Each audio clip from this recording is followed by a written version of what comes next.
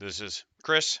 We're going to take a look at the Astra Militarum Codex, the one of the newer ones outside of World Eaters. It is the newest codex for Warhammer 40,000 or 40k. We're going to take a dive into it. I looked at it a little bit last night mostly because I'm a little slow on looking at this stuff, right? I've had the book for a bit, but I got involved in a three-way model trade yesterday, and that trade is seeing some guard models going to one of the guys on my team, Kyle. And because of that, he and I started digging into the Codex a little bit, and I had already planned to do kind of an overview on it. But because of that trade, I got to see a little bit of it. So I have a little bit of an idea of where we're going with this already. So it's kind of neat. Right. Before we dig into this, obviously, I am a YouTuber. I do create content. You can see me at the banner at the bottom of the screen there. And then I've got a couple of icons up. You know, we've got the Military Gaming Command again. That is a nonprofit that I am working with. I will always shout them out in my videos. So if you don't like it, I'm sorry, but that's what we're doing. So thanks a lot. Boop. Let's go ahead and close that. Now, we don't need that open anymore either. We have got the big fat book, right? I do have a copy of the rule book. I'm not just hopping on Wahapedia. We have the codex, and I've got the code so I can access it through the app, but this is the easiest way for me to share it with all of you. The Guard Codex, because I'm old, they're Guard. I know everybody knows them as Astra Militarum now, but the Guard Codex is a little bit different from the rest of them because we don't have regiments the way that we used to. Okay, so in the Orc Codex, you have the clan cultures. You know, you've got the Death Skulls, and you've got this, and you've got that, and it's pretty cool. But they don't have any kind of custom culture. You go to the Chaos Space Marines, they get their Legion traits. You know, you can be Red Corsairs or this or that, but they don't have any custom Legions. But then when you look at regular Space Marines or Sisters, they get their chapter tactics, and then they also have like custom options. Well, with the Guard book, there are no bespoke regimental doctrines. So there's no Cadia. I mean, you still have the Cadia keyword, it exists. And there's no Krieg. Again, the keyword still exists, but there's no overarching army. What you do is you just pick, it's all custom. You just get to pick what you want your regimental doctrines to be. There's one, I think there's actually two all encompassing, but one of them is default, and then you just pick two. Okay. And I'm a little mixed on it. I think it's kind of a neat concept, and I think if it's done well, it could create a very interesting interaction in the game. I don't know if other codexes are going to be like this moving forward, simply because that is Guard's kind of a weird animal, right? Like they're just a little different, you know. So it's one of those where, and the World Leaders Codex came out, and they don't even have sub factions. And I know people are like, well, World Leaders is a sub faction. Well, so is Death Guard, and then they still manage to have it. And so are T Sons, and they still manage to have it. So it's kind of weird that World Leaders wouldn't have any kind of sub faction with extra warlord traits or strats or anything. So again, I don't know if this is where we're going, but this is where we're at right now with this codex. And like I said, I think it's pretty cool. So what we're going to do is we're going to go through this. I'm going to try to be as quick as I can so we can dig into the goods, you know, get them goodies. So the main thing you need to see is these are the abilities that come in the codex. This would be kind of at the beginning of your codex before you get to the data sheets.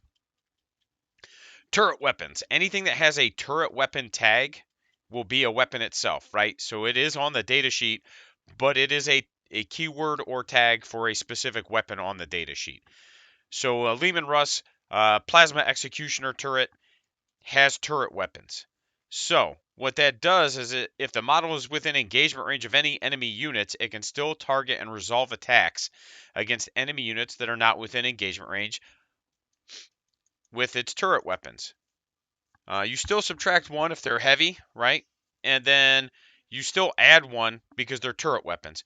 So basically, being a turret weapon cancels out the -1 for shooting heavy weapons while engaged. It's kind of an interesting interaction, but while you're not engaged, your turret weapons are generally going to be hitting on 3s for a lot of your stuff. Again, it's an interesting interaction. I think it's pretty cool. It keeps your Lehman Russ tanks and your even your chimeras and stuff just a lot more relevant throughout the course of the game. It makes it a lot harder for them to get tagged and shut off. So, was it a message? No. Okay. Thought Twitch gave me a message. I was like, oh, that can't be good. All right.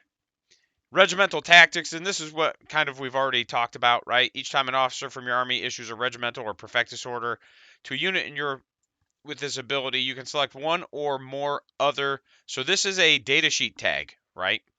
You'll see this on some of the infantry guys. And what this does is when a officer gives an order to a unit, you can select one or more other units within 6 inches, and they also get that order. Now they also have to have the platoon keyword, as you can see, and then it does the same thing for vehicles, but you can only bounce it to squadron units, right? And again, it makes sense. It makes sense. And this is just kind of pulling them up. And again, we're on Wahapedia, so there's a ton of like little pop-ups. Voice of command, and this is just how you give orders, right? So officers from your army can issue orders. There are 3 types of orders: regimental, prefectus, and mechanized. And those tags are just telling you who can use them. The commanding authority section of each officer's datasheet will tell you what orders they know and how many it can issue. And anytime you issue an order, you must select one of the orders you know, blah, blah, blah, blah, blah. You can repeat orders, but you cannot repeat orders with the same officer. So you couldn't take first rank fire, second rank fire. So your company commander couldn't give first rank fire, second rank fire to a unit, right? And then give first rank fire, second rank fire to another unit. But you can have 2 different officers give first rank, second rank. So it's kind of an interesting interaction, and I understand why it is. It makes sense from a gameplay perspective. You must then select the target of the unit, blah, blah, blah, blah, blah. If it's a prefectus order, you have to give it to a platoon unit. If it's a mechanized order, it goes to a squadron unit. And a regimental goes to a platoon unit as well. The unit you selected is then affected by the order. A unit can be affected by one order at a time. If a unit is being affected by an order when it is selected. So, basically, this is just saying a unit can only ever be affected by one order at a time, and if you give it a second order, the second order takes effect and the first one falls off. Pretty easy. This one is interesting, and this is very silly. Like, this allows for some interesting interactions. That coupled with the fact that you can just give orders from transports, okay? Uh, so while your commanders are in a chimera, and probably any dedicated transport. I'll have to find the rule again. But while they're in a chimera, I know it works in a chimera, right? They can give one order, and it doesn't bounce. But if you disembark them in the movement phase, they can issue orders as if it were your command phase. And again, they won't bounce, but you can issue all your orders. Maybe they bounce. Maybe they bounce out of the chimera. Like I said, we'll have to find that rule again. But I know you can give them from the chimera. I don't remember what all the triggers are. But you can also just disembark and just hand out orders like candy. And again, it gets a little wild. And I don't think it's oppressively good or anything. I just think this is one of those books where if you get it in the hands of the right person, this is going to be a pretty hard to handle book. Here's your regimental orders. First rank fire, second rank fire turns all your las guns and hotshot las guns to heavy 3, which is, again, pretty good. And you're going to see why Ursula Creed is just going to be an auto include in literally every guard codex list, in my opinion, because she's going to be a bit silly. Take aim.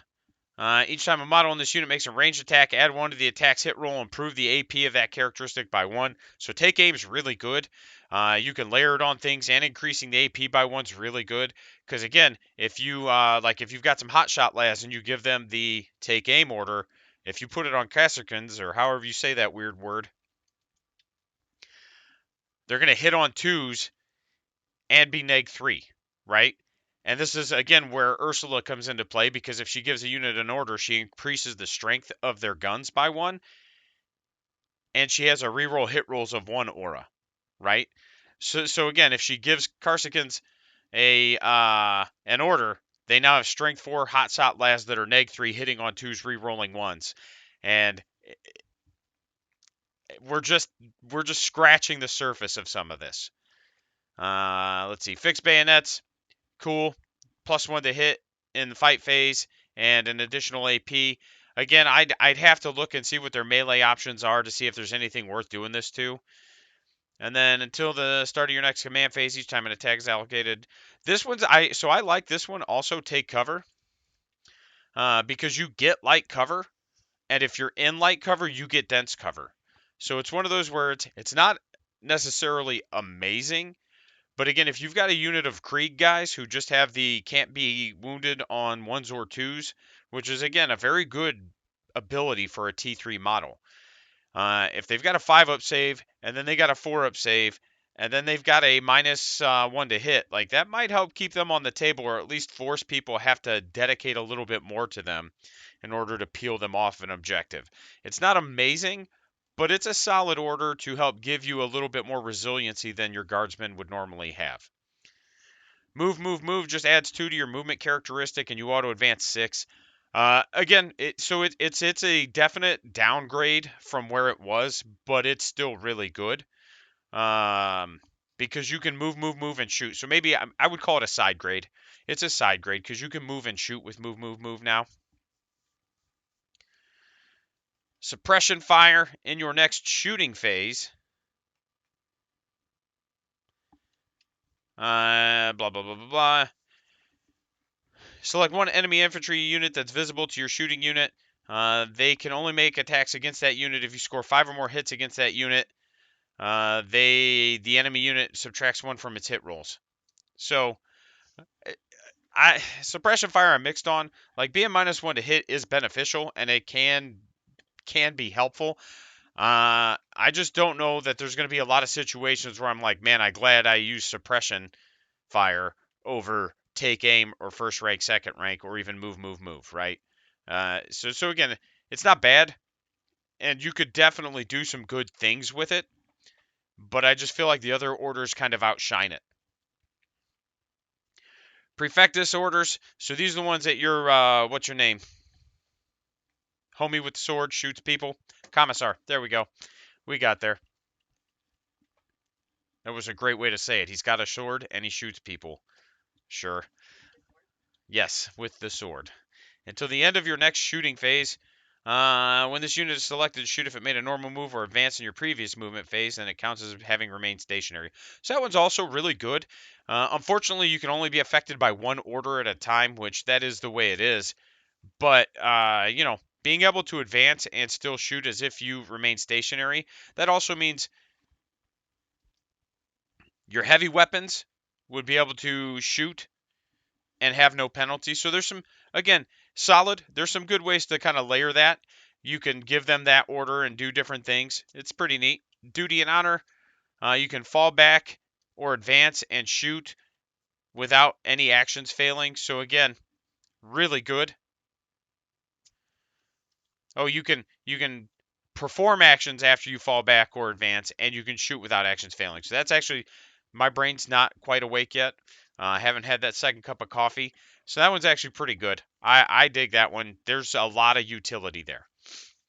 Get back into the fight until the start of your next command phase. This unit is eligible to shoot or charge, but not both in a unit or in a turn in which it fell back. Also, again, really good. Anything that lets you fall back and shoot or charge is pretty solid.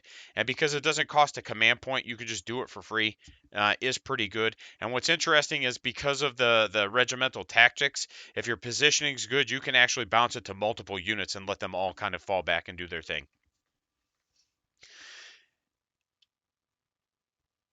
Oh. Sorry. So my brain just kind of put 2 and 2 together. Like I said, this is my first time really digging into this. We did a little bit last night with my buddy Kyle. So if you've got a unit, this is going to be really interesting. So we're gonna we're gonna do everybody's favorite. We're gonna pull up a blank screen.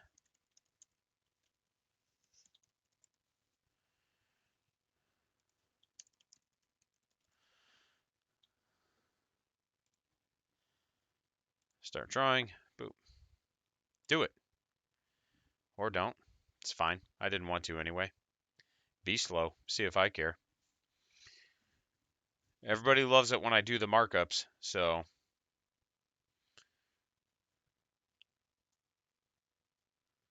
Oh, that's why. That wasn't what I needed. There we go. That's what I needed. Boop. Haha. There we go. All right. So here's what's interesting about that. Okay. So if you've got, like, let's say this is a chimera, right? We'll put a big fat C in here. And then you've got just some homies here. And you've got some homies here. And you've got some homies here, right? And I'm sorry, guardsmen, guard players, like you probably figured this out long before I do, but again, this is my first time looking at the book. I don't know a ton about it. What's interesting is if you've got a dude here, right, and you need this unit, they're engaged with enemies, you need them to fall back in action or fall back and do whatever, you could actually give that order here, bounce it to here, right, so they both have the order. But then you can give first rank fire, for example, or take aim and give it to here and then bounce it to here because the second order takes effect. So your order of operations is actually very important, but this allows you to kind of precise, like pinpoint where you want your orders and start handing them out really crazy. And again, I hadn't really thought about the implications of it until I was talking about it and we were digging into it right now. So it was just like, oh, my brain said, this is what it should do. So I wanted to take that quick break. Sorry about that. So get back into the fight. You can fall back. We did that one. At all costs, until the next command phase, you can give a unit OBSEC. If it has OBSEC, it counts as an additional model. That's also really good because this happens in your command phase. And primaries are scored now at the end of the command phase, right? Yeah. Hey, what's up, Jim? Yeah, we're digging into it, buddy. I had planned on doing this today anyway, and then because of working with you on that with those models, I ended up digging into the Codex more than I had planned on last night.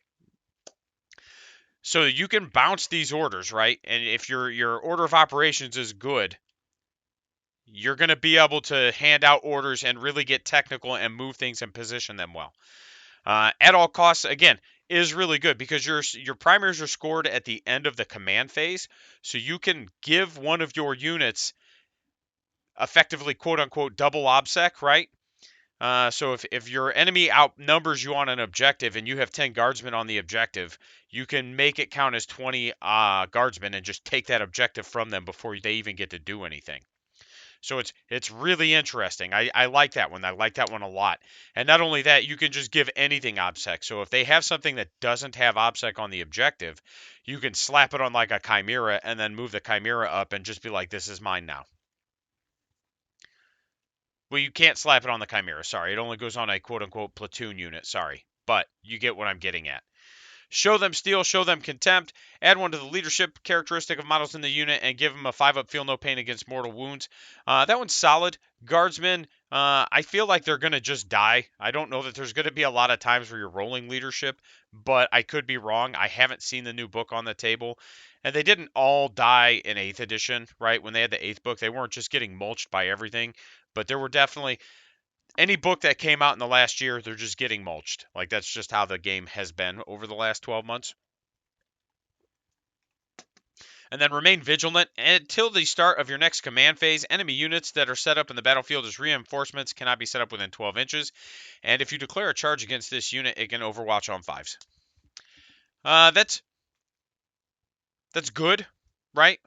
That's actually situational, but it is worth having in your back pocket. You know, if you need to screen out an objective specifically, you can. If you need to prevent like a R&D from coming in, you can use it that way, or some sort of engage or behind enemy lines, deep strike or teleport. That would also work. So here's your mechanized orders, and these are very good. Absolutely. So I don't know how much you've dug into this book at all, but there are a couple of interactions in here where as soon as I was reading them, I was just like, what? Because the only thing I've heard people talk about is the Born Soldiers, the hit rolls of 6 auto wound, which we're going to get into in a little bit here. But as soon as I started looking at some of these customs, I was like, no, there are so many more that are just, in my opinion, better. They just require a little bit more of a technical proficiency. Your mechanized orders, until the end of your next shooting phase, each time the unit is selected to shoot for the purpose of determining how many attacks are made by blast weapons, double the number of models in the target unit. Uh, so that one's okay. The problem you're going to run into is that about 50% of the game runs Marines, right? And that includes probably Chaos. It's probably 60% when you include Chaos Space Marines. And because of the way Games Workshop has designed this edition, you're rarely going to see a whole lot more than 5-man squads. So I don't know that that's worth it. It's okay. It's going to be better into some armies than others. Running witches, you might see some 10-mans here and there, or other guardsmen where they have to take 10. So cool, now I just get all my shots. But I think personally, if you're shooting your turret weapons into guardsmen, you you're either really winning the game or you're really losing the game, and I don't know which yet. Full throttle until the end of your next movement phase. Add 2 inches to the move characteristic of this unit. So again, I like that one a lot, and you're going to find out why in a minute, because it is very good. Until the end of your next unit phase or shooting phase, if it advanced, it can shoot as if it had remained stationary. So again, also super good. Giving your Lehman Russ's 12-inch movement and the ability to advance and shoot, pretty solid. Giving Chimera's 14-inch movement, because I believe those are squadron vehicles, will also be really good. A Torox with a 16-inch movement. Again, we're building up to something here. Gunner's kill on sight, reroll hit rolls of 1, always going to be good, especially when your turrets are +1 to hit. So again, your turret weapons themselves are going to be 3s rerolling 1s. So anything that makes them more efficient is going to be beneficial to you. Blitz them, add 1 to charge rolls, and then if it makes a charge on a 4-up, your opponent takes a D3 mortal wounds, and then you add 1 if it has a dozer blade. So it's like baked in ramming speed, which I like. I like ramming speed a lot. I'm not complaining about that strat, but the Drukhari version is just like ramming speed, but worse. I like that this is slightly worse ramming speed, but not by a lot, but you don't have to spend a command point to do it. It's just baked in. Like, that is awesome. It's like a 5-point upgrade, and you just get to give it the order, and it does it. That is a good interaction. Shock and awe, you can give a vehicle obsec, so there we go. I figured there was going to be something there that did it. And then pinning fire. In your shooting phase, select an enemy infantry unit that is visible. If you do, you can only shoot it if you get 5 or more hits. You subtract 2 from their move characteristic, right? So that's actually pretty cool. It's not going to be relevant into like 2 armies, but outside of that, that is really cool. And they're just defining hot shot and las weapons. Hot shot weapons are anything that are hot shot or any relic that replaces hot shot. And then las weapons are anything that say las, and that includes hot shot, right? So anything that affects las weapons protects hot shot las weapons, and anything that affects hot shot only affects hot shot. Makes sense. Regimental attaches and bodyguards. And I didn't dig into this because this was stuff I wasn't super worried about. And honestly, I'm probably still not super worried about. I'm sure the Master of Ordnance is fine, and the Officer of the Fleet. The Astropath is definitely worth his 40 points. I've looked at his wizard powers, and there's some very good ones in there, right?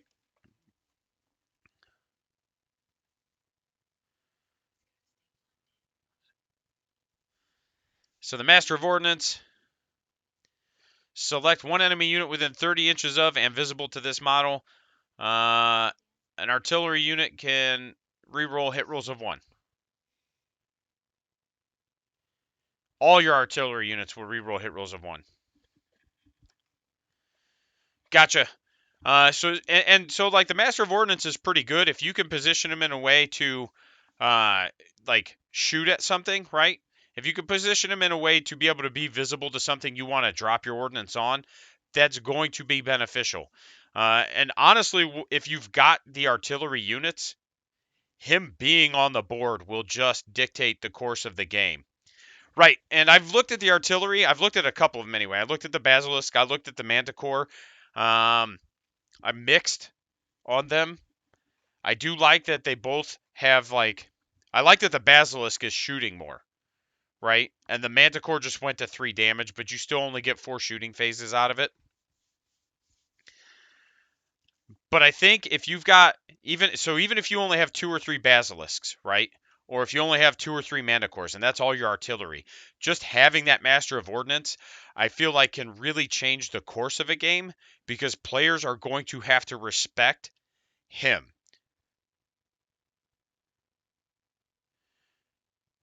Right? And again, I'll have to see them on the table to see how they interact. I don't think they're going to be bad. I just think you're going to have a few things to kind of keep them good or relevant. The indirect fire rules that they created because of smart missiles and Tau are arguably what really is going to keep them from being what I would consider really good. But I think having them to just sit in the back and hang out on an objective and be able to throw dice is still good, right? I think so. And the fact that you can, I don't know if they're squadron vehicles, but if they are, you can throw orders at them. I don't know that you want to, but you can. What does this handsome dude do? The Aeronautica Commander. Okay, so that's like for your jets. What are those things called? The Valkyries and stuff. And then the Astropath. He can basically do a psychic action and you gain a command point. But I'm telling you, like his wizard abilities are pretty good. Like there's some pretty good ones in there.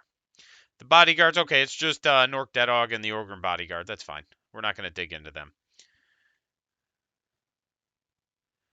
Detachment abilities. Let's see. Is there anything in here we really need to cover? Not especially. It's just telling you that your troops get OBSEC. If every unit in a detachment has the Tempestus. Okay, so your Scions are now elites right here. And then if they're all Scions effectively, right, then they go to troops, which is fine. And then troops gain OBSEC. Regimental units gain the Born Soldiers Regimental Doctrine, or you can replace it with different ones. And then the Chain of Command ability. Yeah, and that's kind of what I figured is it's more of like a lore friendly like fluff pick as opposed to this is really good. And I'm sure you could I'm sure you can make it really good if you kind of like spec into it. But with the way they've just like beat aircraft to death throughout this edition, and I'm not saying it's wrong because aircraft are a little stupid right now. Like they just can't figure out how to balance them. So I think until they can kind of balance aircraft, it's just not going to be worth. Chain of command, you can select an Astro Militarum character model that is not an officer to be your warlord. If your army includes any officers, you can include one commandant per detachment. You cannot select any other officer to be your warlord. Okay. Yep, so this is just like your chapter master captain's rules, lieutenant rules, same type of stuff. If you have Napoleon, Lord Solar, he just looks like Napoleon to me. He's got to be your warlord. So Napoleon's got to be your warlord. If you don't have Napoleon, then the commandant has to be your warlord. Otherwise, you get to pick your warlord. That's all that's saying. And then the Born Soldiers, models with the Born Soldiers keyword. While a friendly platoon unit is within 6 inches of an officer, models in that platoon unit can use the officer's leadership instead of their own. And then hit rolls of 6 automatically wound. And your hit rolls of 6 will count as wound rolls of 6 for anything that triggers abilities. And so, like, this is why I've only heard about this one, is because everybody's just spamming Carsicans and they're taking Born Soldiers and they're just like, I'm just going to, my hit rolls of 6 count as wound rolls of 6. They're going to drop down. They're going to do 6 mortal wounds and I'm going to move on with my life. Uh, so if I were a competitive player personally, if I were a competitive guard player, let me rephrase that. I would probably intentionally try to avoid this interaction because if it turns out to be just like stupid, broken, and oppressive, which it doesn't sound like it has been yet, but again, we haven't had much time with the full Codex release, so we don't know. It's just going to get nerfed. We've got a data slate in 3 months, and if this comes out and it's just gross and oppressive, congratulations, you got to win a few games with your broken rules. Uh, Now you got to completely change what you're doing, and that's always been kind of my approach, is to try to find something that fits within the realm of playing well and not having to be constantly adjusting and doing major overhauls. You know, when the Orc Codex came out, everybody was like, well, you need to run 5 jets and you need to run 16 Rocket Truck Squig Buggies. And I'm just like, nah. First of all, 2 months, that thing's getting nerfed to the dirt. And then I'm not going to ever see those on the table again. I'm not wasting my time. I'll have to completely rebuild the list from the ground up. So again, like I try to kind of future proof what it is I'm doing so that I don't have to like constantly be having to overhaul everything I do, and I'm not constantly having to just like, oh, this is what's meta, this is what's good, I'm shifting it. Like I always just kind of try to go into it with my own little flavor on things. And generally it hasn't done me wrong, right? So this is what I'm excited to dig into, okay? Uh the regimental doctrines. There's some neat stuff in here, and there's a couple standouts. I'm gonna go through them all, and then I'm gonna talk about the 2 to 3 that I was just like, this is heckin' bonkers. Um, so mechanized infantry units with this doctrine gain the mechanized keyword, and again, this is just kind of like gaining your doctrine keywords, right? And then units with this doctrine can disembark from a transport model after that model has made a normal move, but they cannot move again this phase, but they still count as having moved. So basically, if you've got 10 dudes in a Chimera, it can move, and then they can get out, but they can't move again in the movement phase. And then also, the boys and the transport can't charge, right? And then parade drill. If a unit with this remains stationary in your movement phase, change the type characteristic of the lasguns and hotshot lasguns models that they are equipped with to heavy 2. So if they stand still, they just have heavy 2 guns instead of rapid fire 1. So I like mechanized infantry, right? Anything that gives you more mobility is pretty good. Parade drill, I'm mixed on because, again, we're doing the opposite of being mobile. So it just seems weird, right? And it only changes them for a little bit. It doesn't change them like till your next command phase. So when you overwatch, they're not heavy 2. Not that that would matter. They should be within rapid fire range. Armored superiority. So this one, again, depending on your build, going to be pretty good. Units with this doctrine gain the keyword. Sentinel models count as 3, or Sentinel models count as 3 for controlling objectives. Titanic count as 10, and all other vehicles count as 5. So is good, and the fact that you can give them OBSEC and count as 3 or 10 or 5, pretty good, right? But that's for vehicle heavy lists, which you're going to see absolutely, and that would be a good way to kind of make sure your vehicle heavy lists can control objectives and still score your primaries. Blitz Division, when placing units with this doctrine into strategic reserves, have the combined power ratings when determining the number of command points you must spend to do so. And then in the second battle, they treat the second battle round as the third battle round for determining where they can set up. Again, you could build into it and it could be pretty good.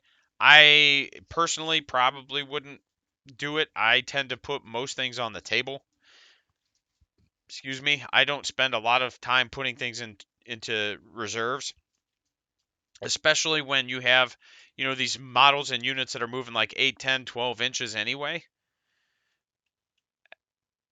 Expert bombardiers, units with this gain the keyword. So I'm curious to know why some of these gain keywords and some of them don't. I have to assume it's for strat related interactions. Each time an artillery model with this doctrine makes a range attack, If the target of the attack is within 12 inches and visible, you can add one to the attack's hit roll. So again, if you plan on spamming, gosh, that's also Sentinels.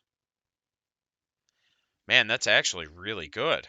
Um, Again, you're going to want to kind of lean into it a little bit. Like, you're probably going to want more than one unit of Basilisks, or at least a couple units of Sentinels that you can kind of get into position. But man, that's pretty solid. I like that. Heirloom Weapons adds 4 inches to the range of all your weapons, excluding relics. Also really good. We get those 16-inch flamers and stuff like that. That gets a little silly. Recon operators at the start of the first battle round before this turn begins. Infantry, cavalry, and sentinel units wholly within your deployment zone can make a normal move up to 6 inches. They cannot end the move within 9 inches of the enemy deployment zone or enemy models.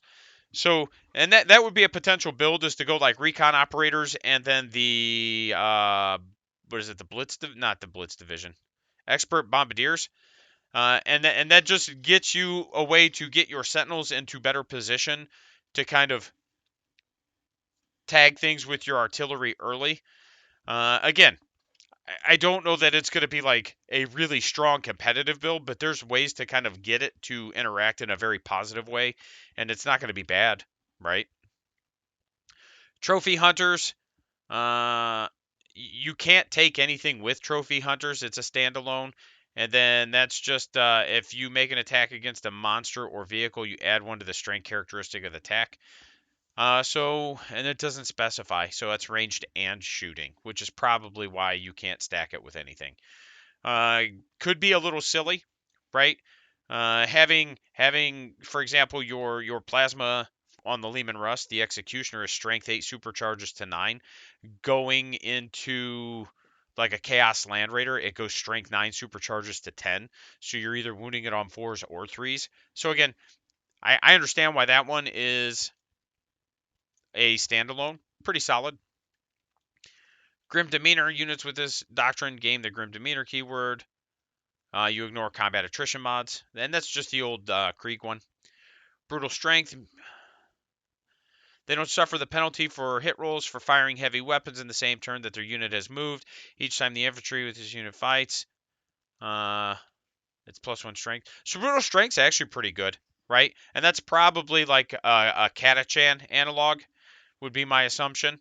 You get +1 strength when you fight, if you charge or were charged or performed a heroic intervention, and then you ignore the penalty for moving and shooting heavy weapons. So I feel like that's a good Catachan analog. Like if you were going to try to build a Catachan regiment, that would be one I would take, and I would probably consider like the expert bombardiers, or even the um, sorry, I just was looking at veteran guerrillas. Each time an infantry or sentinel model with this doctrine makes an attack that targets a unit within 18, it doesn't. And veteran guerrillas is also really good. So yeah, some of these are really good. It's just going to take some creativity to kind of build around them and lean into them. Everything can reroll one hit roll when resolving its attacks. Again, that's not going to be bad. Anything that gives you a free reroll is always going to be good, especially when you have things that don't have access to rerolls or not very easy access to rerolls. And this is just our martyred lady. If you're under starting strength, you add one to hit rolls.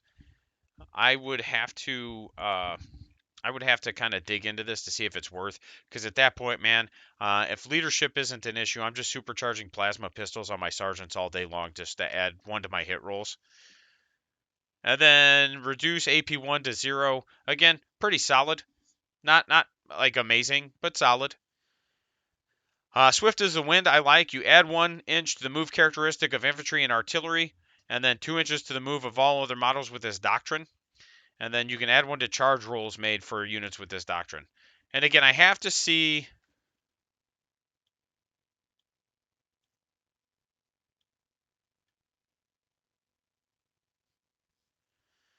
Oh, okay.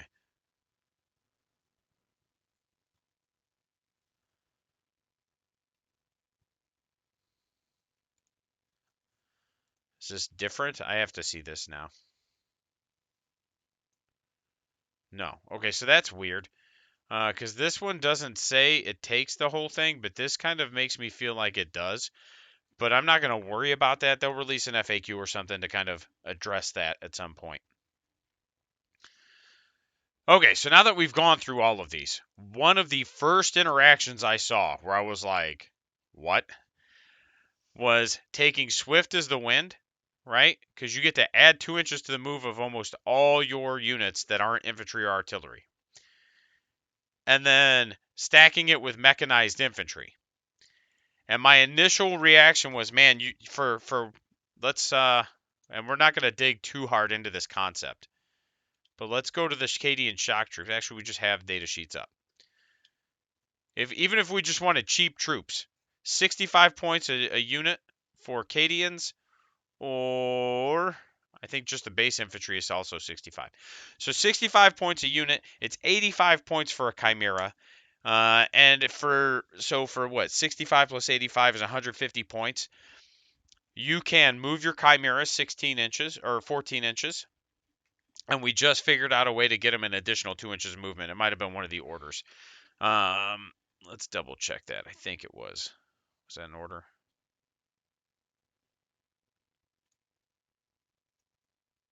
Yeah, full throttle. You can add 2 to the movement.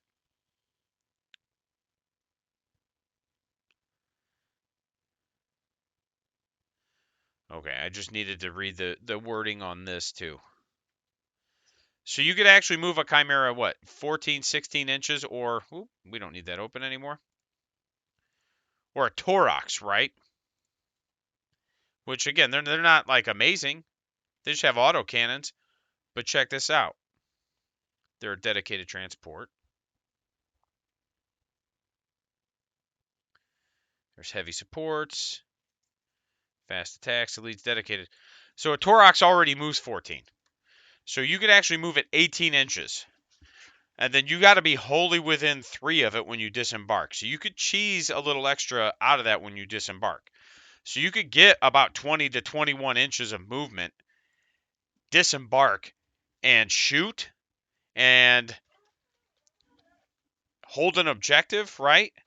If it's a Chimera, you could put a commander in there with it. The commander could disembark. The commander could give an order. Again, like you start getting really silly with this because, man, I know I shouldn't, but we're going to do it. We're going to get off on a tangent here. Everybody's favorite. Let's pull up a table, right? Here's one.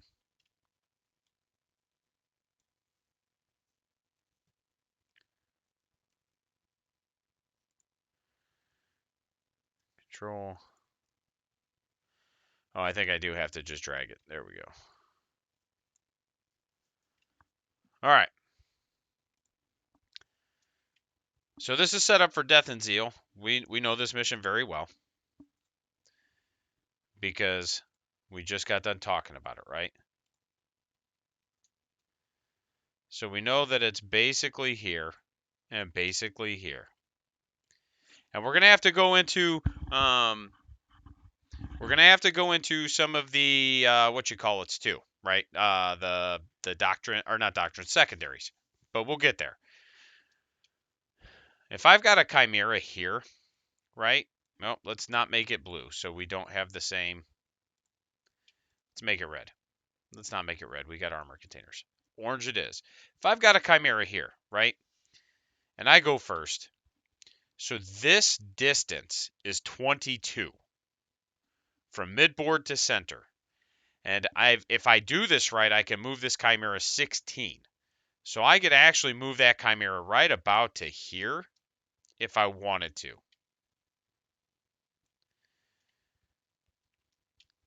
So if you've got somebody who deploys aggressively, and I know this is specific to this table, and I understand that. But if you've got somebody who deploys aggressively and they just have something here, you could put Carsicans in this thing.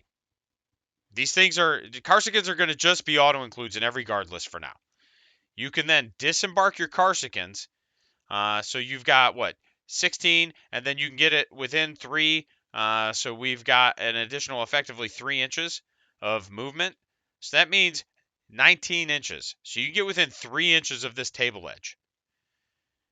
You can then there's so the mechanized strat.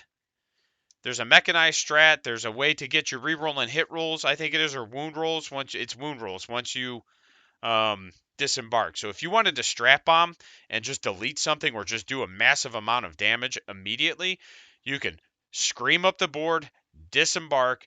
You can spend some command points to have your Carsicans do their 6 mortal wounds when they shoot, because they're still probably going to do it because it's so many dice, right?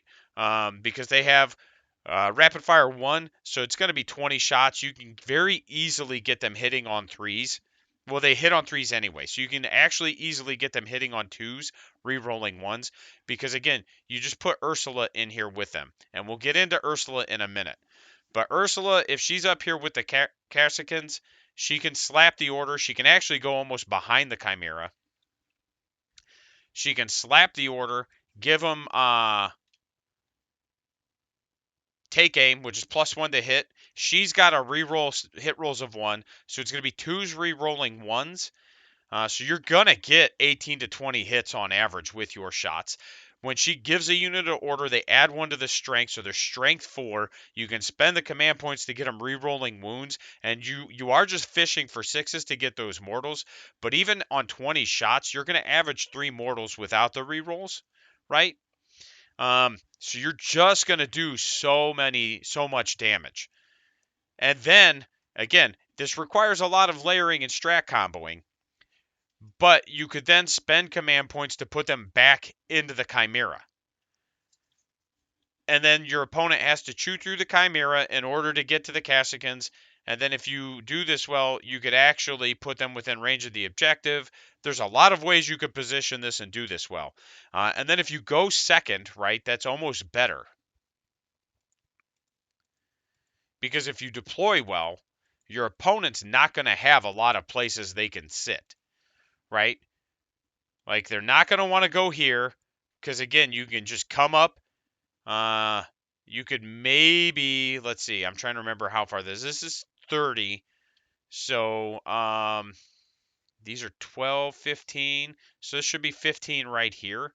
So if you're here, you could probably get maybe like right here with your 16-inch movement and then disembark. And you could just like wall in the center of the board and just do massive amounts of damage. And don't forget your Chimeras still have weapons too, right? Like they have flamers, stuff like that. So again, shit gets a little silly, and it doesn't take much. And even Cassicans, you're talking about 200 points for the Chimera and the unit, and you just don't even need to give them upgrades at that point. And if you wanted to put other things in it, you could put guardsmen in it, and again, just flood objectives. You know, that is a way to do it also, because what you could then do is if you just have regular dudes in it, you want an officer with them because one of their secondaries is predicated around officers. You could slam the Chimera here, disembark your boys back in the cover, and put the officer out here, and then just give them take cover. So they're going to be -1 to hit. So again, there's a lot of ways you can kind of do this, and it's not going to be bad. And like I said, that was my initial like, oh my gosh, this is silly. And through the second viewing, I've picked up on some things that I think are very good, but they're going to take even more kind of finesse and work. All right. So now that we've done that, boop. We don't need that chain. We did that. So let's look at these tank cases. Some of these are really good. I would have to really sit down and think about where I would want them, right? And I need to look at like tank commanders and stuff like that. And we're not going through every data sheet today, but we are going to touch on a few that I saw where I was like, hey, this is really good. The Vaunted Praetorian, super heavy. So I need to see something real quick. Is the Lehman, what gets super heavy? That's what I need to know. Is that a Lehman Russ? Or is that like the big stuff?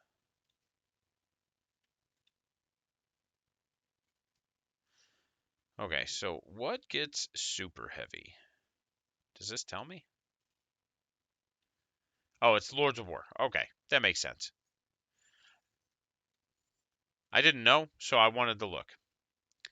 Or the Rogaldorn. Of course, the new model is going to get it, right?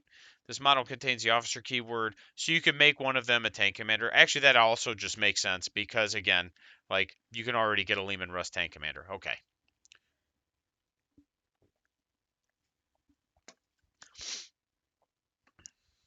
And these are just like your custom jobs and stuff like that, just so everybody knows. Each time this model makes a ranged attack, the target does not receive the benefits of cover against the attack. So this one could be really good, especially on specific things. It'd be really good on artillery if the artillery doesn't already ignore cover. I would have to look, but it would be good on artillery because of the +1 to save. It would be good to be able to just negate that cover also. Transhuman, I'm mixed on that one. It isn't bad. Like, it does affect things like the hecatons and hammerheads and fire prisms and things of that nature. So it's never a bad thing. It's just one of those where those types of guns are still fairly limited. Like, it does make las cannons wound you on fours also though. So that, I guess that's probably worth it. I would probably consider that. Just depends on the model. It'd be hilarious on certain things. Uh, this lets you take an additional doctrine. So again, that one's also very good. I'd have to, again, we'd have to really dive into it to figure out where I would want it or what I would want. But that one's really good. And also the Kashyyyks get an additional doctrine as well. So they'll get 3. So they're really wild. And again, at 100 points for the datasheet, they're just going to be in every guard list. I don't blame guard players for that. Like, they're just so points efficient for what you're getting out of them. Their ballistic skill is 3. They get 3 of the doctrines. Like, they're gonna be there. You can give a 5-up invuln save and a 5-up feel no pain against mortals. So if this can go on anything, this would probably be really good on like a Baneblade or one of your bigger units. If they don't already have an invulnerable save, I don't know. I'd have to look. But that's going to be what's going to be the what's going to hurt the Baneblades is if they don't have an invuln and the 5 of feel no pain against mortals is going to protect them from the extra damage that they're going to take from certain things, right? Master of Camouflage, you get light cover over 12 inches or 18 if it's Titanic. So again, not a bad take. Getting a 1-up save for a Lehman Russ is going to be really good. And then they have an ability where, was it the Armored Tracks? You can add 1 to your save against 1 damage weapons. So like most plasma is going to force you to what, a 2 or 3-up save. So that's, unless they supercharge. So that's, again, like super good. I would definitely use that one. Steel Commissar. So your tank commander can get the Prefectus orders in addition to mechanized orders. You still can only give the orders to whom you can give them to. So that is what it is. All right, strats. We're not going to dig through those. There's a lot. There are a few actually that I did want to kind of touch on, but we're not going to dig through all of them. Armored Fist was one of them.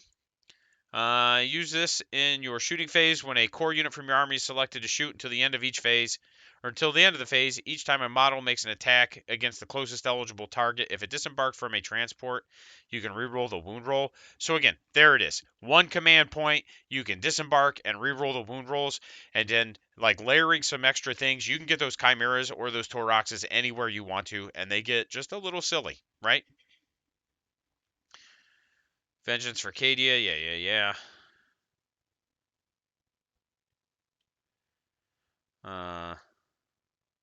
Wow. 1 CP, you can give a Cadia infantry unit transhuman, which is really good, actually. Exceptionally good for T3 dudes, and it's 1 command point.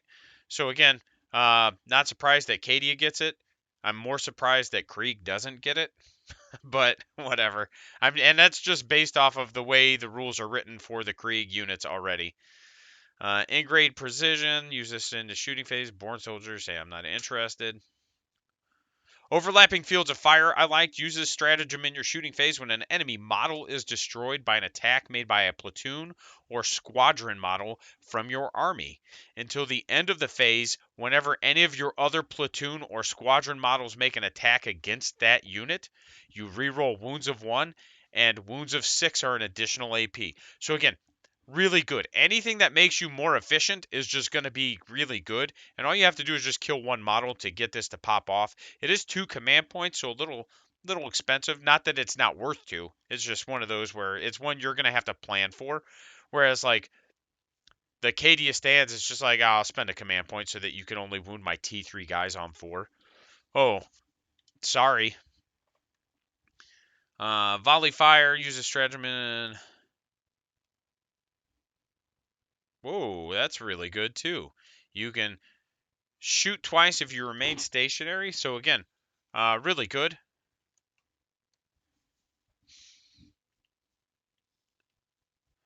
Use a stratagem in your shooting phase. You can increase the AP by 1. Okay. So I'm going to show you what I'm laughing at real quick. Let's just pull her up, because again, she's just going to be in every list as soon as people can get their hands on her, right? Because she's 80 points.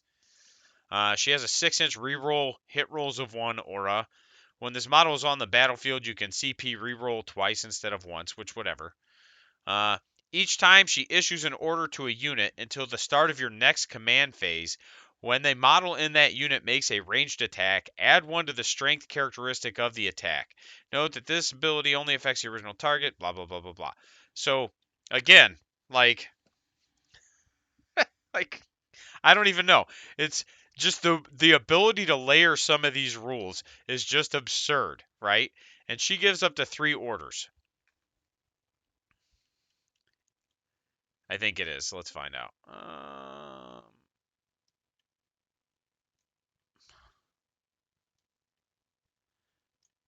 And then she has a redeploy, right? She can redeploy, which is also really good. Nope. Yeah, so it's just like I said, the ability to layer things in this codex is absolutely bizarre and bonkers. Like, god dang. Um, Scion strat. I haven't looked at Scion, so I'm not going to mess with them yet, right? I haven't dug into that at all, and I do like Scions, but I don't know. I don't know, man. Like, this book is so wild. And not that, again, I don't know if it's oppressive or not. It's just wild. Like, the interactions in it are a little silly. Use this strat in your command phase. Select 1 Astra Militarum vehicle in your army until the next command phase. Yeah, okay, so you can top bracket a thing. So, field promotion, I love. This is probably one of my favorite strats, not because it's good or bad. It's just really cool. When your warlord dies, you can select another officer from your army that does not have a warlord trait. Then you can give them a warlord trait that you haven't already selected. And when you do that, they now become your warlord. And if any rules were triggered on your warlord dying, they're no longer triggered. So I like it. Again, it's real flavorful. It's just a fun strat. It's really silly, and it's super cool. I love seeing stuff like this in the Codex. Vengeful Salute, shooting or fighting phase. You can shoot on death. That's pretty cool. Battlefield Surgery, so you get to heal something. D3 models back into a unit that had a medic, right? Crush them. Just lets you kind of fight better. There was a similar strat in the old edition. It's just better now. Okay, so fire on my position's another one I like. If the Voxcaster is the last or when the Voxcaster is destroyed by a melee attack, do not remove him from play. After all other attacks have been finished, You roll a d6 for each unit within 3 inches of the Voxcaster. On a 4-up, they take a d3 mortals, and then the Voxcaster is removed from play. If the model has the Cult of Sacrifice keyword, it costs 1 CP. Otherwise, it costs 2. And again, I don't know if the Cult of Sacrifice is supposed to be all-encompassing because of that little text block at the bottom. It kind of seems that way, but again, it doesn't make sense that it would be. It's not like that good. And then we're gonna just, again, we're just flying through some of these. Battle Imperial Commander's Armory, yeah. Orbital Interference, uses stratagem in the reinforcement.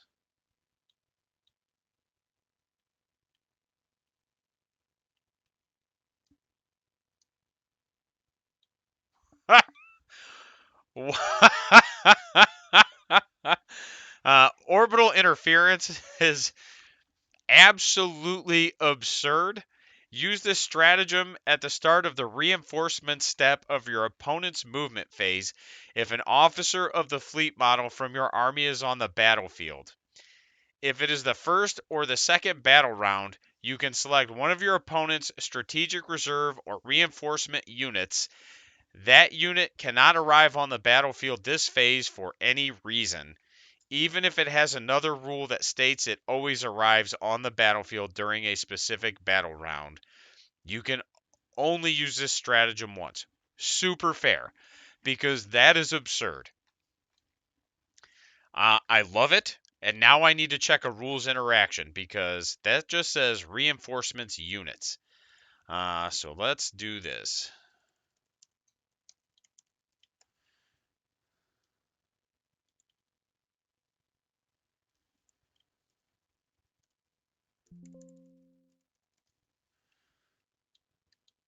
Okay, so now we need to go to the core rules. And I'm 99% sure I'm correct on what I'm about to pull up because I'm pretty sure anything that comes from off the table is a reinforcements unit, right? It counts as coming from reserves. And if that's the case, this is silly.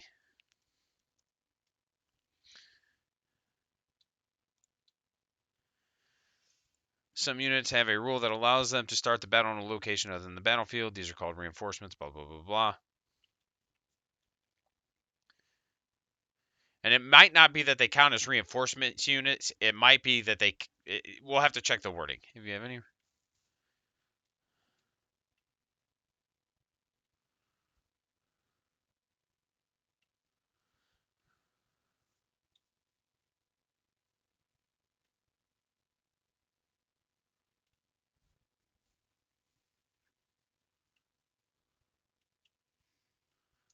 Okay.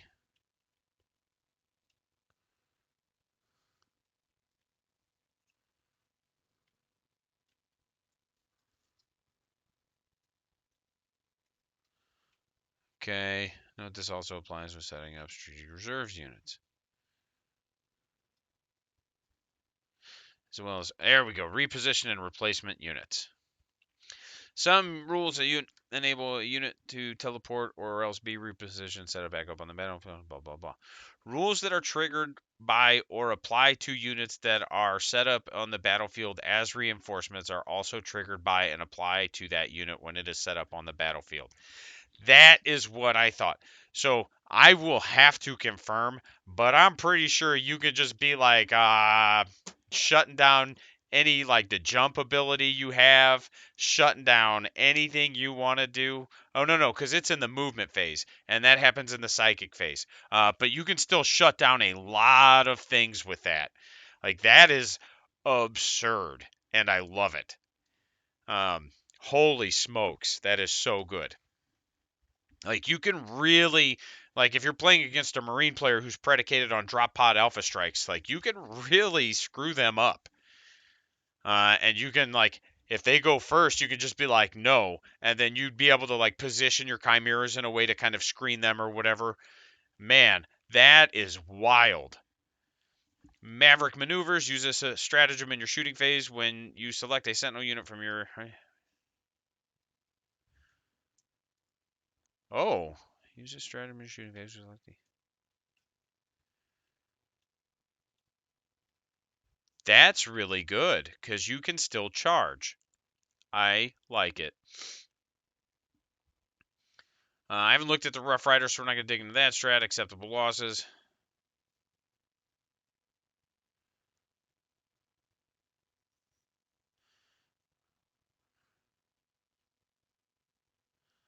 Vicious Traps. I think this was one that was kind of neat. No. Fainting Strike. Black Bronze Shield of Flesh.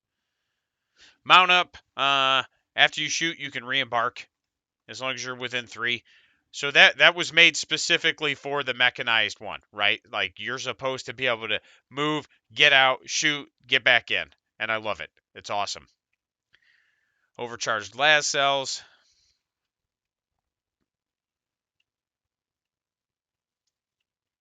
And this is the wound rolls of 6, do a mortal wound, right? And it's 1 command point. And again, if it ends up being just like abused and extremely oppressive, and I don't know if it will or not, but if it does end up being that way, guess what? It's just going to get shut down. Smoke launchers, ablative plating, use this when a battle tank. So this one's also pretty good. It gives you effectively duty eternal for any battle tank or armored unit, and then it costs more command points if it's a super heavy or Rogaldorn. So wizard powers, like I said, there's a couple good ones. We're just going to look at the good ones. Psychic Barrier just gives a unit a 5-up invulnerable save, and it's any unit with the Astra Militarum keyword. So again, really good because you can be giving out a couple of invulns then on your different tanks, like protecting your tanks. Night Shroud's really good. It lets you only get hit on 11 or on a 4. Although you can only affect Titanics effectively a few perils on an 11 up. But if you get an 11, man, if you could slap that on like a Lehman or a Bane Blade, right? Like I would. Mental Shackles, that one's pretty solid. You can pick a unit, subtract 2 from its move, advance, and charge rolls. So that is, like I said, super good. Everything else was just kind of those were the standouts to me. Warlord traits, again, we're not going to dig into all of them. Old Grudges gives you +1 to wound against the unit instead of reroll wounds. Grand Strategist just gives you, on a 5, you get a command point refunded when you spend 1. You know, so again, like a lot of them didn't change a ton. They just kind of like got brought into the edition. Lead by example is interesting. You can give yourself orders as a commander, which again could be really good depending on the commander. And then these are Scions traits. We're not going to dig into those. Relics, again, they're okay. Like, we're not going to get crazy. This was the big standout to me. You can give a command squad the finial of the Nemrodish. While a friendly Astra Militarum core unit is within 6 inches of this unit, each time that unit makes a ranged attack, you can ignore any or all modifiers to the attack's hit roll, and if that attack is allocated to an enemy model, that enemy model cannot use rules to ignore the wounds it loses. So again, this is the mark of a codex that's come out in the last year. We get to ignore Duty Eternal. We get to ignore Feel No Pains. We get to ignore this. Those rules started getting real prevalent after about January, like the Custodes book, the Tau book, the Chaos Space Marine book. Like last year, boom, there it is. And it's any core unit. So again, like it might be worth to just have a unit of dudes that you can. I'd have to look at again because I think veterans went away, so we'll have to see what we can do with that. Laurels of Command, blah blah blah blah. Again, we're not gonna dig through all of these.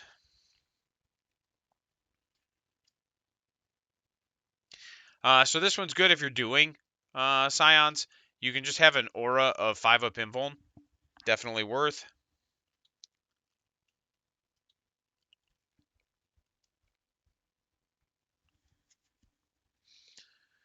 Let's see what else we got.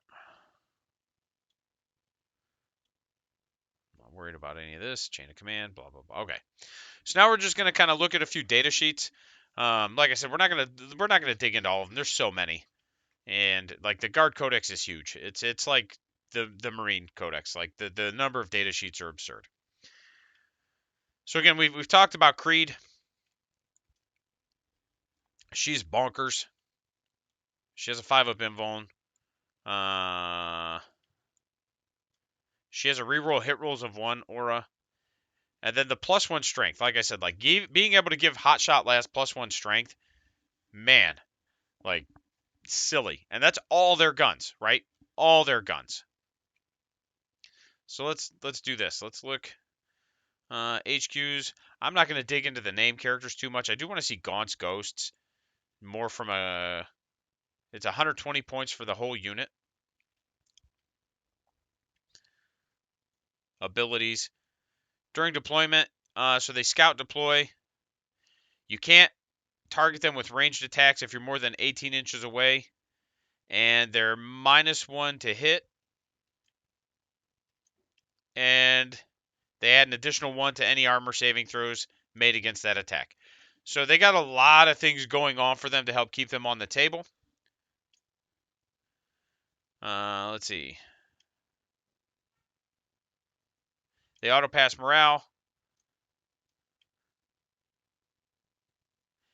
You can make a unit fight last with Colonel Ron or Major Ron. Once per battle, if this unit contains Corbeck. Once per battle round, Corbeck can let you use a strat for free, as long as it's Militarum or Core Stratagem. Or one less, I should say, one less. Also really good. Each time a model in this unit makes a ranged attack, if that unit contains a Master Sniper Larkin. So while Larkin's in there, you ignore cover. And then try again, brag. He ignores the penalty for moving and shooting heavy weapons in the same turn that he is moved in. So he didn't really change. He just gets to shoot his autocannon twice if he didn't get any hits. Ian McCall gives him a 5-up invulnerable save. Okay. So it's pretty cool. What keywords do they have, right? So they don't have the doctrines keyword, right? Or regimental, I think, is the keyword you need. So they don't have the regimental keyword, so it doesn't look like they're going to get your regimental doctrines, which, again, makes sense. Like, it's a pretty stout unit. Lord Solar, I'm not going to look at Napoleon right now. I know, like, again, he's one of the things that everybody's talked about. I'm not here to tell you about all the things that you've already heard about, right? Command squads. The Psyker. Tank Commander. I want to look at the Tank Commander, see if they've changed at all. Outside of, like... Nah, not really. Regimental Tactics. Oh, I forgot that the vehicle orders bounce, too. Goodness. Oh, gosh, I forgot all about that. So that's actually really good. Voice of command, blah, blah, blah, blah, blah. So while we're on the commander, let's look at the changes in the Lehman Russ guns, right? Because I know everybody's like, oh, Demolisher Battle Cannon's so good. It's all I'm ever going to take. At least, again, locally, that's what I've heard, right?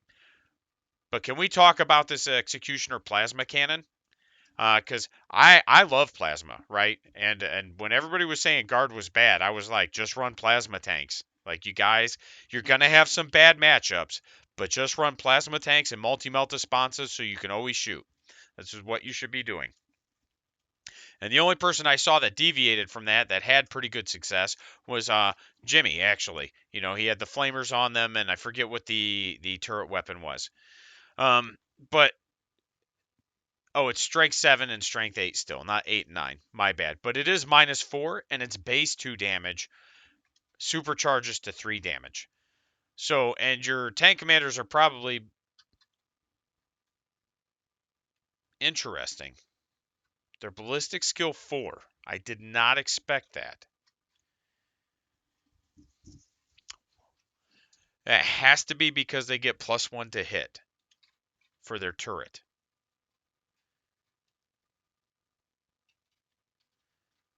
Punisher, that's what Jimmy ran. A lot of Punisher Gatling cannons. And these are really good too. Like strength 6, neg 1. They got the turret weapon, right? But I love where the Executioner Plasma Cannon went. Strength 7, neg 4, 2 damage is just pick up a Marine, right?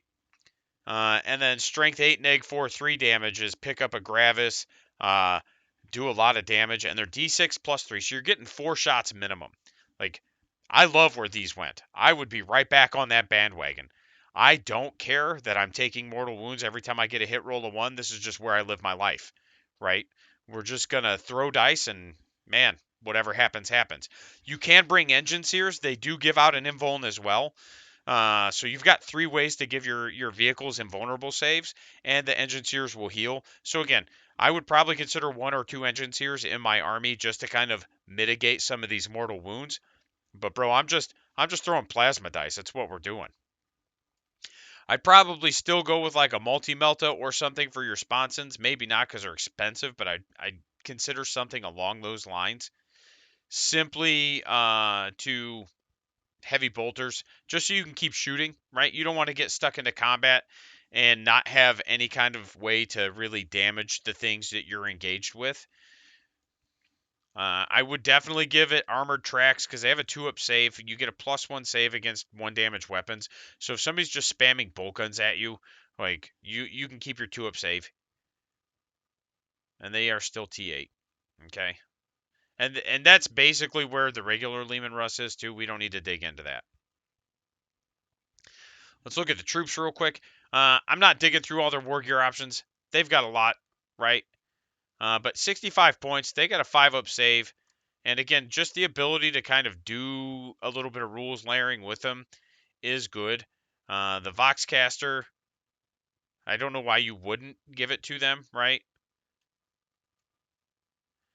The Catachan Jungle Fighters, I'm kind of mixed on these boys. So the Acadians do get 6s explode when they shoot their las guns. The Jungle Fighters get 6s explode in the fight phase, but there's still only 1 attack. And again, I haven't dug through it enough to know if there's really any purpose behind doing this. But it's just like, man, even at best, I'm swinging 10 dice, and they're strength 3. Like, I don't know. They just don't. They seem a little lackluster. The only reason you'd take them is if you, like, take them, right? Like, you lean into them. That's kind of where I'm at with it. The Krieg guys are solid. They're a little expensive at 75 when compared to the other guys at 70 and 65. But you can't wound them on 1s or 2s, right? Bam. And for a T3 model, that's pretty good. So I would consider these lads. I would definitely give them the medic keyword because that lets you auto pass a save too, right? Once per turn. And then do the other guys have it? The jungle fighters don't. They don't. Interesting. And then what about the regular base infantry squad? Yeah, I'd definitely probably have 1 to 2 units of Krieg boys. They're not going to be like amazing, but you're going to be able to sit them on an objective, and they're going to be deceptively hard to shift, right? Because at that point, you can only wound them on 1s and 2s, or only wound them on 3 and up. So there's a lot of strength 6, 7, and 8, obviously, in the game, right? You know, like Grey Knight's melee is almost all strength 6. A lot of strength 6 in the Orc Codex, right? A lot of strength 7. Auto cannons, for example. And you are seeing kind of an auto comeback, an auto cannon renaissance with the loss of Armor of Contempt. So again, it's just going to protect you from that. The things that will ignore line of sight that people are going to drop on you, like you're going to see some whirlwinds again because of Armor of Contempt going away, and this just gives them an extra layer of protection. I think it's very good. Chimeras, again, I don't think they changed much. I don't remember if they were 10 or 11 wounds. But if they did change, that's the only change that I see so far outside of their guns. It's just a heavy bolter. It is a turret weapon, and I do like that the Chimeras, right, have turret weapons. I like that. The heavy flamer is a turret weapon, so that's again D6 auto hits that you can shoot outside of combat is pretty good. And so you don't have to worry about rolling those hit rolls, even though they would hit on threes theoretically or fours if you're engaged. Excuse me. Uh, the lasgun array did not change, but the what is it? The multi laser did, right? 4 shots, strength 6, neg 1, 1 damage. So it got a pip of rend. So that multi laser just got real good. And I would consider taking that also. Armor tracks, to me, armor tracks you're putting on all your vehicles, right? It just protects you from so much. Like, people will have to supercharge plasma into you. People are going to have to, uh, it accounts for the bonus AP from the Marine doctrines and stuff like that. Like, to me, armor tracks, 5-point upgrade, you're going to put it on almost everything. You might not put it on the Dozer Blade, right?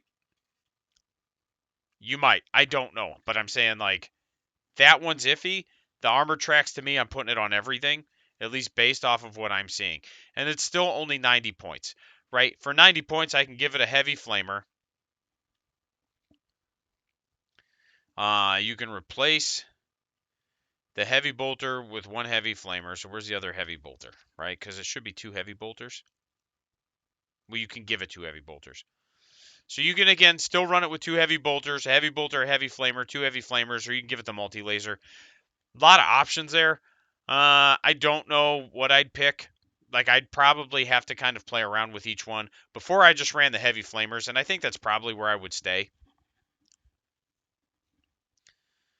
The Torox also, again, solid.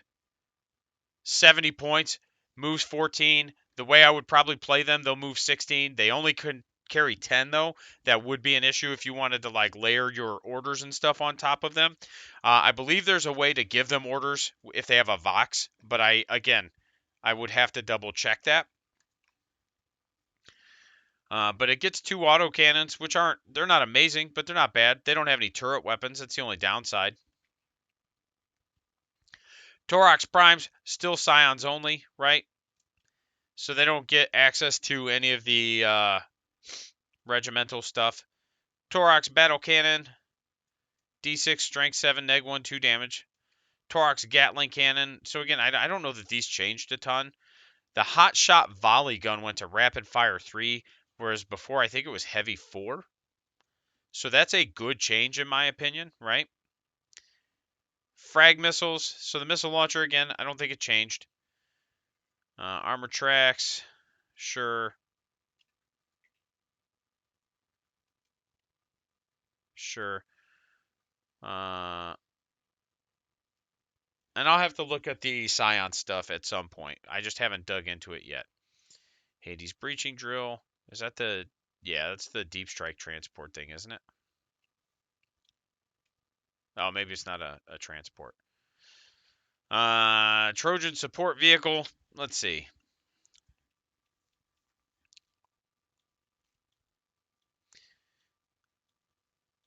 I think it just... Yeah, okay. So let's jump back up to the big list. See if there's anything else I knew I wanted to look at. Trojan Support Vehicle. I did want to look at Bulgrins. I don't know if they changed much. They're Strength 6, T5, 3 wounds, 4 attacks. So they went up in attacks. I wonder if that means they lost their Shock Assault ability. Probably. If this unit contains... has blah, blah, blah, blah. Okay. Brute Shield, Slap Shield, we didn't change there. Bulgrin Maul, didn't change there. The Grenadier Gauntlet, actually... Really? Still doesn't have a melee profile? Alright.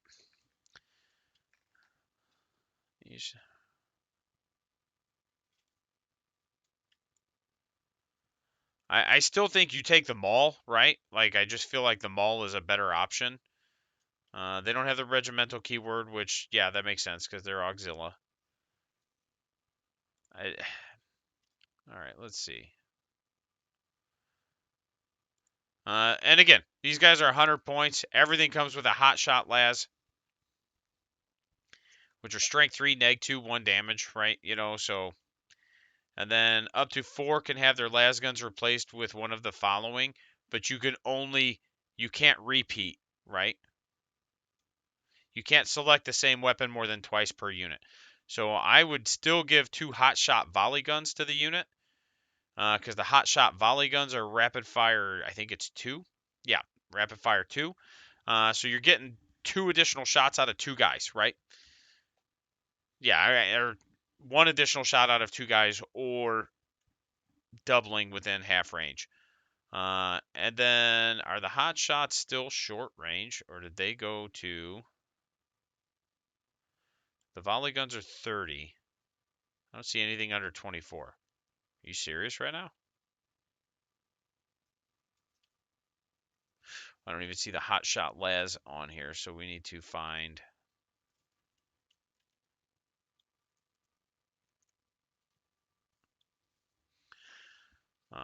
probably 24 inches. There we go. So it did go up in range. So yeah, those are super good. Some scions. So they just have stormtroopers, and that's their hit rolls of 6 always explode, and then they can deep strike. So they're pretty solid. I'm sure scions are fine. Ogrins. I heard Ogrins got better though. Let's take a look at those, because now they at least have a melee profile, like a good one. If this unit contains 4 or more models, so at 30 points, every model can equip with a Ripper gun and frag bombs. So yeah, Ogren to me just got worth taking. They don't have an invuln save, and they just have a 5-up, right? Um, but having a neg 2 2 damage gun and having a strength 6 neg 1 attack and a lot of attacks, I feel like these are very good. And they can shoot while they're engaged, even though they are blast. They are not blast. Interesting. While they're engaged.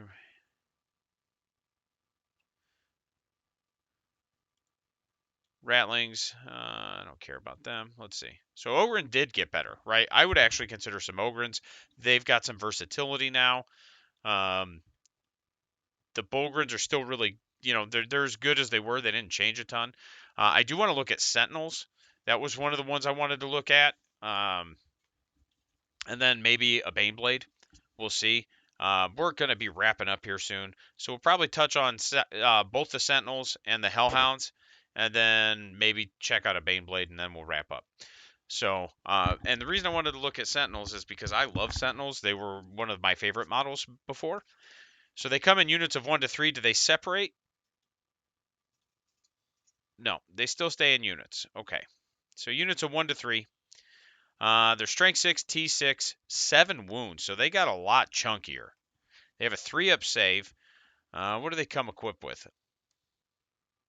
A multi-laser, which we've already discussed. The multi-lasers got a lot better, right? Getting that 1 pip of rend made them a lot better. So I would definitely consider just leaving the multi-laser, and then the chainsaw actually gives them something. They're neg 2 2 damage and a bonus attack, so they go to 3 attacks each. So to me, the chainsaw is an auto take, right? Like, these are really good, and the fact that they have a shoot move strat and then can charge, because it doesn't say they can't charge, man, like, armored sentinels, all sentinels probably got really good. But they also got new models, so again, big shock there. Armored cockpit, each time a ranged attack with a damage characteristic of 1. So they just have baked in +1 against 1 damage, which is cool. Is a good thing to have. Any number of models can have their, so we can replace, obviously. Is there anything I would, right? Like the plasma cannon, I don't think I do. Just because the multi-laser got so good. Autocannons being free effectively makes them, like, you have to consider it. They're not bad, but you're sacrificing volume. Las cannons are free. So again, I would also consider las cannons, and they are squadrons, so you can do a lot of things with them. Gosh. Yeah, I don't know that there's really a bad option. Missile launchers would also be worth just because you have the option of having some solid volume for anti-infantry, and then you have, some kind of anti-vehicle. But I think if it's me, I just probably give them the chainsaw and I give them the multi-laser and just let them go that way. Let's do the Scout Sentinels next, and then let's do the Hellhounds. And so they only have a 4-up save, which again didn't change, but they do move 12, so they're a little bit faster. The autocannon, what do we got here? So again, they're guns, same loadout options. And again, I'm probably still giving them the chainsaw, but a lot of that they're cheaper too, right? Because I think the armored were 45 base. Yeah. So the scouts are 40 base. So they go to 45 with the chainsaw, and that's probably because they die a little easier. They do a forward deploy. Wow. Well, that's interesting because now that changes everything. I would definitely take 1 to 2 units of Scout Sentinels. I would probably give them the multi lasers. It really depends, right? Because if you put 3 las cannons on them, they're still going to be good. You're just it's one of those with ballistic skill 4. I would probably try to do something with better volume than better damage output, simply because you're more likely to get things through. But it also depends on what your regimental doctrines are. Like if you take the one that lets you reroll a hit roll, maybe you just give them las cannons because you know you can reroll one of those hit rolls for free, and that becomes worth. Um, but man, two units of those. 2 units of 2 or 2 units of 3 with a chainsaw and a las cannon, for example, or a chainsaw and the multi laser, depending on how you want to build them, and just forward deploying them, and then having Ursula who lets you redeploy right with her warlord trait, so you can stack that front line and prepare for some like aggressive play, and you can move, shoot, move, and then charge. There's a lot of good interactions with those sentinels, but again, those sentinels are going to require a pilot who understands how to position and use them. They're not going to be the most easy. They're a little bit more of a finesse unit. They're not going to be the most easy thing to interact with, but you could get some really good aggressive play with the sentinels. Those things are really good. I like where they went with them. Hellhounds, looks like they don't move 14, right? I think they used to. I could be wrong, but I could swear they had a 14-inch movement, and they went down to 12 because they're a fast attack. So I wonder if they got something else to kind of compensate for the loss of movement. And I could be wrong, but I don't think I am. Hellhound equipped with an Inferno Cannon and a Heavy Flamer. So let's look at the Inferno Cannon first.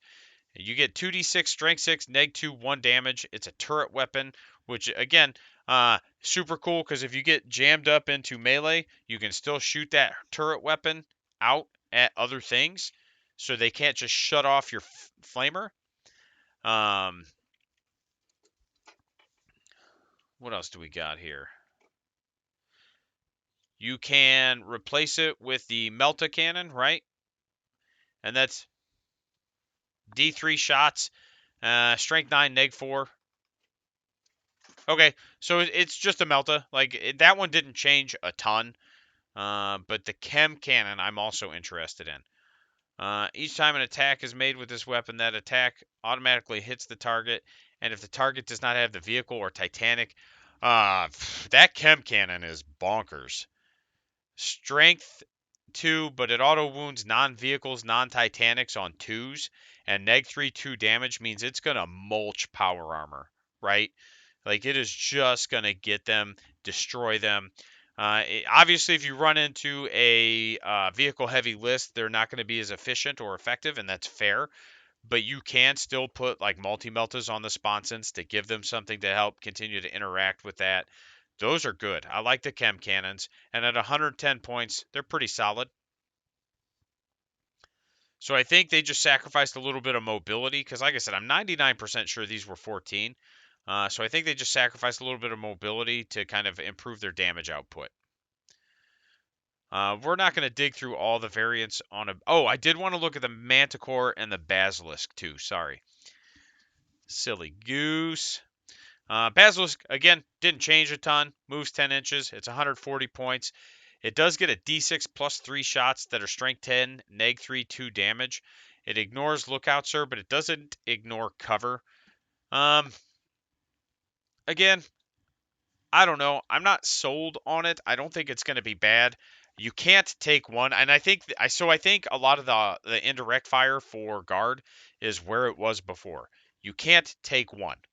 You need two. You need to either have two basilisks, two manticores. I mean, you could take multiples, so you could take 2 and 2. I don't think you need to. I think you're wasting points at that point personally, but you can't just take a single basilisk and think it's going to be effective. Um, but it's strength 10, neg 3, 2 damage. You're wounding almost everything in the game on threes, right? They are ballistic skill 4, but again, if you position with like your ordnance dude, you can reroll ones. There's ways to get plus ones to hit, like with the scouts, right? Your scout sentinels. Um, there's reroll wounds if you take, or plus one to wound if you take old grudges. So it's one of those where there's some interesting things that you can do here, and there's some ways to kind of get them feeling a little spicy. But again, I'm just mixed on it. Let's go to the Manticore. Oh, these are the new ones, aren't they? Field Ordnance Battery. They move. Okay. I'm just D6 shots. So this is actually really good too. D6 shots because you can take what? Is it one? You get two ordnance teams. So you get 2d6 shots.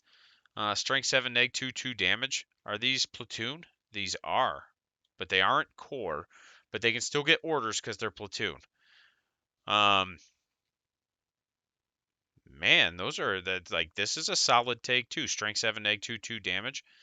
Heavy laskin. So these are just the new heavy weapons teams. Gotcha.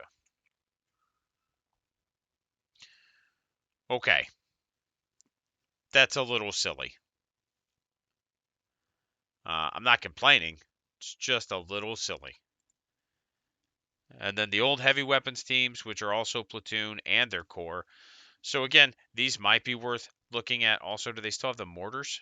I don't see the mortars. There it is. Strength 5, no rend, so they didn't really change. Okay. Hydra. Did you change Hydra quad autocannon? Maybe I'm thinking of the Wyvern.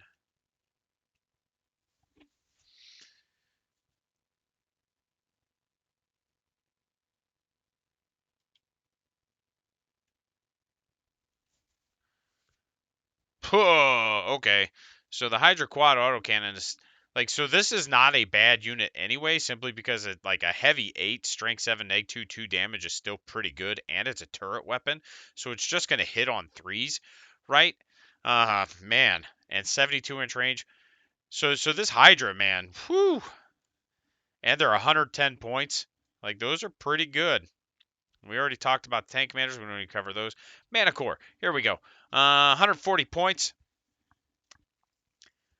Their gun is 3 damage now, right? You get a d6 plus 3 shots at strength 9, neg 2, 3 damage. They ignore line of sight, and you still only get to shoot them 4 times per battle. So you're only getting 4 turns of shooting out of them, which is fine. Because you're getting a lower ceiling because you can only ever get 9 at the most, but you're getting a higher floor because you're getting a minimum of 4, right? So you're getting 4 to 9 shots. So it's going to be a bit more consistent. Maybe consistent's not the right word, but you get what I'm saying. Like you're never going to roll that snake eyes and just be like, yeah, okay. All right, regimental tactics, blah blah blah blah blah. It's a squadron. Yep. So this is everything I figured it would be. So again, same price as a basilisk. I think these are solid. I think again you can't take one. I think you need to take two. Excuse me. I haven't looked at the Rogel Dorn yet. I'm not going to dig into it right now. I know it's T9. I know it's silly. But we're not going to dig into it right now. The Wyvern, let's take a look at that. Okay, so this got better, right? Because it used to be strength 4, 0 AP, and now it's strength 5, neg 1. Indirect fire blast, but it doesn't reroll its own wound rolls, it looks like, anymore.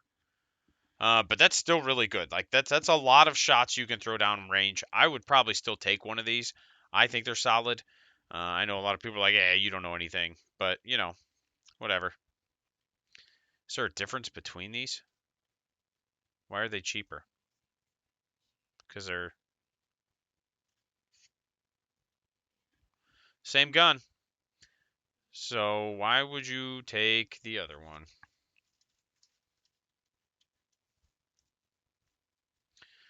Because they're not squadron. There we go.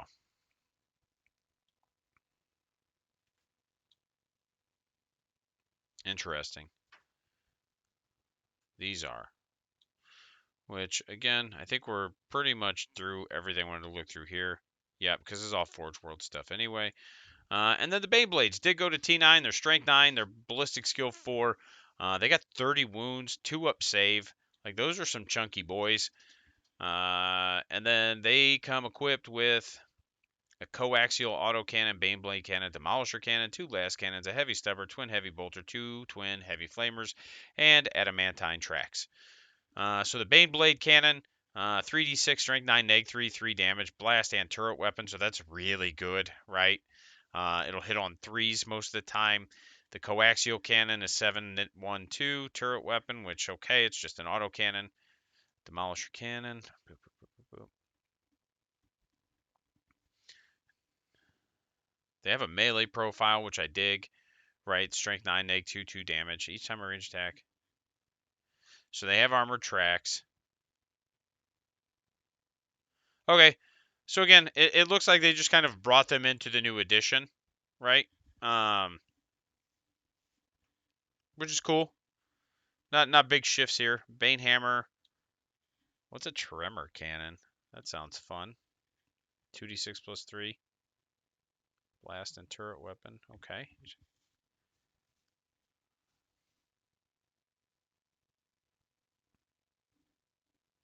Oh, this is the transport, isn't it? Yeah. And then it's effectively open topped. Okay. So that's, yeah, like, there's some good stuff in here. I'm curious to see it on the table. We should be having somebody coming for a stream game, bringing some guard. So that'll be cool. I'm excited to see it. Like I said, I've only heard people talk about, what do you call it? The one thing, Born Soldiers or whatever it is. So when I saw the mechanized guys, I was thinking, man, there's a lot of ways you could kind of like position and finagle that and just score points. I was going to go over secondaries. Maybe we'll save that for another stream. I think we've been at this almost 2 hours, so we're going to wrap up for now. Thanks for watching. You guys have a great day.